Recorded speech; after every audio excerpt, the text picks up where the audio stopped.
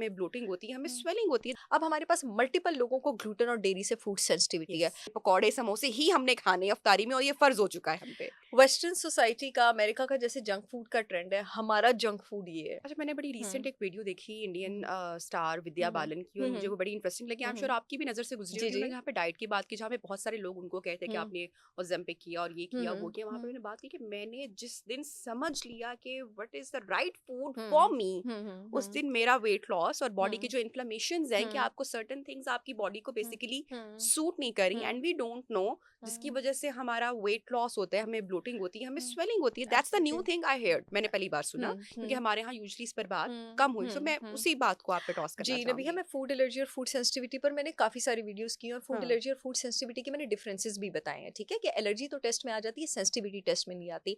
और ये भी मेरा एक बड़ा तकिया कलाम है कि अपनी बॉडी की बात सुने, listen to your hmm, body. हर इंसान की बॉडी डिफरेंट होती है और आपको मैजिकली आप एक्चुअली अगर एक डॉक्टर काबिल हो ना, और जब वो पेशेंट की हिस्ट्री ले रहा हो, उसको 10-15 मिनट में पता लग जाता है कि पेशेंट को किस किस चीज़ से प्रॉब्लम है और हम्म, डाइट में क्या चीज़ निकालनी है और क्या डालनी है। लेकिन पेशेंट अपने माइंड, और ये बात पेशेंट ही बता रहा होता है, हम्म, लेकिन पेशेंट को खुद पता हम्म, नहीं लग रहा होता। कुछ एरियाज में आप अपने नॉलेज आप भी हो सकते हैं। विद्या हम्म, बालन जी ने जो बात की है, हम्म, उन्होंने बिल्कुल सही बात की है हम्म, कि उनको पता लग गया कि उनकी बॉडी को कौन सा अनाज सूट कर रहा है, कौन ठीक। सा अनाज सूट नहीं कर रहा है।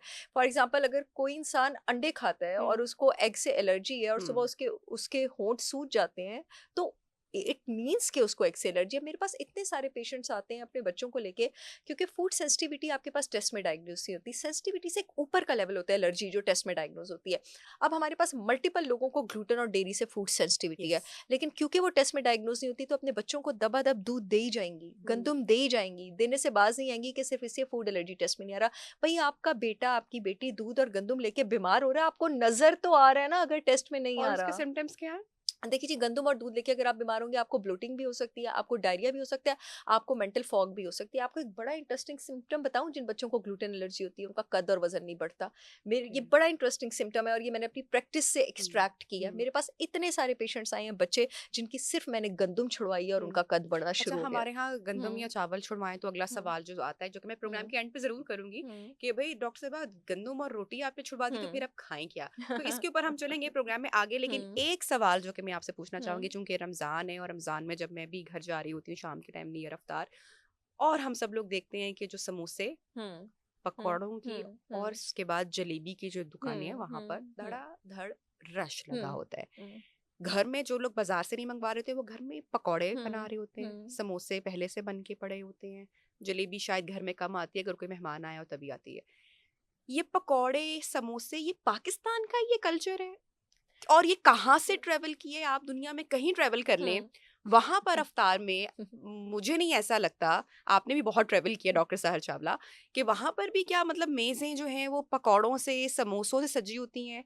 हमारे यहाँ ये कहाँ से चीज आई है? ये पकौड़े समोसे ही हमने खाने अफ्तारी में और ये फर्ज हो चुका है हम पे। वेस्टर्न सोसाइटी का, अमेरिका का जैसे जंक फूड का ट्रेंड है, हमारा जंक फूड ये है। हम्म, वो वहाँ पर कंफर्ट ढूँढते हैं, हम यहाँ पर कंफर्ट ढूँढते हैं। वो बर्गर पिज़्ज़ा वाली कंफर्ट भी गलत है और हमारी पाकिस्तान के समोसे पकौड़ों वाली कंफर्ट भी गलत है। सबसे पहले तो मैं ये बात बता दूँ, अच्छा कि आपने बात कर दी, मुझे इतनी सारी पेशेंट्स कहती हैं, लेकिन वो समोसे तो मैंने घर में बनाए हैं, तो है तो समोसे ही ना। अगर आपने घर में भी बनाए हैं, आपने उसमें मैदा डाला, आपने उसमें आलू डाला, आपने उसको वेजिटेबल ऑयल में तला, डीप फ्राई, जो यस। आपने डीप फ्राई किया, तो आपने उसका बेड़ा गर्क कर दिया। जब भी आप वेजिटेबल ऑयल में किसी चीज़ को डीप फ्राई करते हैं, आप इतने डेंजरस सोजिश करने वाले केमिकल्स क्रिएट कर देते हैं कि वो आपके जिस्म में जाके तहलका मचा देते हैं। हम्म, दिमाग में भी, आंतों में भी, खून की रगों में भी, पूरे हम्म, के पूरे डाइजेस्टिव सिस्टम में। हम्म, समोसे, पकौड़े, जलेबियाँ, आप ये कह लें कि हमारे लिए एक्सेसिबल, हम्म, कंपैरेटिवली इकोनॉमिक, यानी थोड़ा सस्ता, और हमारे ज़ुबान के टेस्ट बड्स को चढ़ा हुआ जंक फूड है। देखिए जी, रोज़े का एसेंस ये नहीं है कि अफ्तारी के टाइम आपने अपने आप को बहुत हैवी किस्म की हम्म, ट्रीट देनी है। रोज़े का एसेंस स्पिरिचुअल बेनिफिट्स के साथ ये भी है कि फास्टिंग में इतने घंटे भूखे रहने के बाद हम्म, हमारी बॉडी, हमारे इम्यून सिस्टम और हमारे गट की जो क्लेंजिंग हुई है, उसका बेड़ा गर्क हम ना करें अफ्तारी के टाइम गलत खानों की हम्म, चॉइसेस करके। हम्म, आप यकीन करें, जब आप ये समोसे, पकौड़े, जलेबियाँ और इस तरह के खानों को सिलेक्ट करें इफ्तारी के टाइम इतने घंटे फास्टिंग से आपकी गट की जो क्लेंजिंग हुई होती है ना, जो आपने बेनिफिट से होते हैं, आप उस सब पे पानी फेर देते हैं, क्योंकि गट की क्लेंजिंग आपकी जब हो रही होती है, आपके गट से बैड बैक्टीरिया खारिज हो रहा होता है। जैसे ही आप ये गंदे हाई ग्लाइसेमिक इंडेक्स वाले खाने, ये तले खाने लेना शुरू करते हैं, फिर बैड बैक्टीरिया की ग्रोथ, फिर सोजिश और इन्फ्लेमेशन स्टार्ट हो जाती है, तो आप वहीं के वहीं पहुंच जाते हैं। बल्कि इनफैक्ट इस वजह से एंड में आपका कैलोरी काउंट भी ज्यादा हो जाता है, बिकॉज बैक ऑफ माइंड आपको ये होता है कि मैंने अपने आप को ट्रीट करना है, मैंने अपना पेट भरना है, तो एंड में इस वजह से आप मोटे भी हो जाते हैं, ये ओके, पहुंचने ठीक तक। है।